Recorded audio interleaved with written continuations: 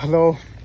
Last কিছুদিন ধরে recent আপনার যে একটা নিউজ হচ্ছে খুবই ঘুরপাক খাচ্ছে, সেটা হচ্ছে আমরা একজন ব্যক্তি নাদির অন দ্য গো, যার সম্পর্কে হচ্ছে সোশ্যাল মিডিয়া থেকে শুরু করে অনেকেই তাকে চিনি আমরা, স্পেশালি ওয়ার্ল্ড ট্রাভেলারও বলা যায়। ওই থ্রুতেই হচ্ছে সবাই তাকে চিনে, যে কিছু স্পেশাল জিনিস এবং খুবই ইনফরমেটিভ ভিডিও এবং যে কোনো জায়গায় সে ট্রাভেল করে ওইখানকার যত ইনফরমেশন আছে সে তার ভিডিওতে এবং তার স্টোরিতে হচ্ছে বা পোস্টে সেগুলো আপলোড করে।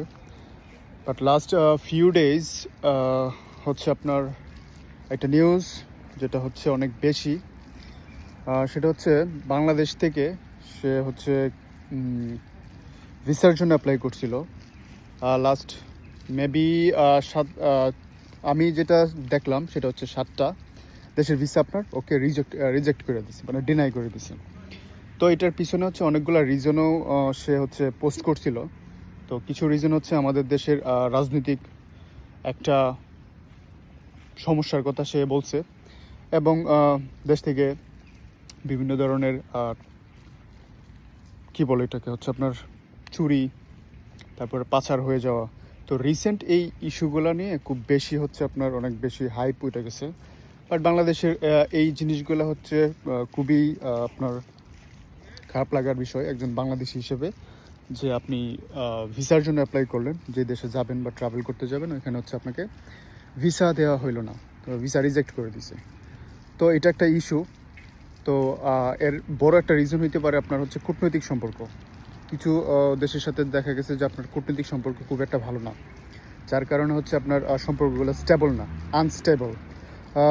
যার পরিপ্রেক্ষিতে আমরা লাস্ট গভর্নমেন্টের থেকেও দেখতে পাচ্ছি যে হচ্ছে আনস্টেবল রিলেশনশিপের কারণে হচ্ছে তারা শুধু আমাদের থেকে নিয়েই গেছে, বাট আমরা তাদের থেকে কিছু নিতে পারি না। বাট এরকম রিলেশনশিপ আসলে কখনোই ভালো কিছু বয়ে আনতে পারে না।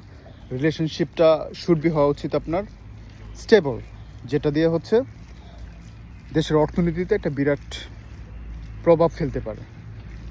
ধরুন একটা অনেক বছর আগের একটা নিউজ, সেটা হচ্ছে শহীদ রাষ্ট্রপতি জিয়াউর রহমানের সময়কালে ওই সময় সে সৌদি আরবের সাথে খুব ভালো একটা সম্পর্ক ছিল এবং কূটনৈতিক সম্পর্ক। তারা চাইছিল হচ্ছে একটা ডোনেশন দিতে বাংলাদেশকে, বাট সে ওই সময় হচ্ছে উনি সেই ডোনেশনটা না নিয়ে কী করছে, বলছে যে আমাদের দেশ থেকে যদি কর্মী পাঠানো যায় ওই দেশে, সেক্ষেত্রে কিন্তু আমাদের দেশের রেভিনিউ অনেক হাই হবে, দেশের অর্থনীতিতে একটা বিরাট প্রভাব ফেলতে পারবে, সামগ্রিক একটা উন্নয়ন সম্ভব। সেক্ষেত্রে কিন্তু উনি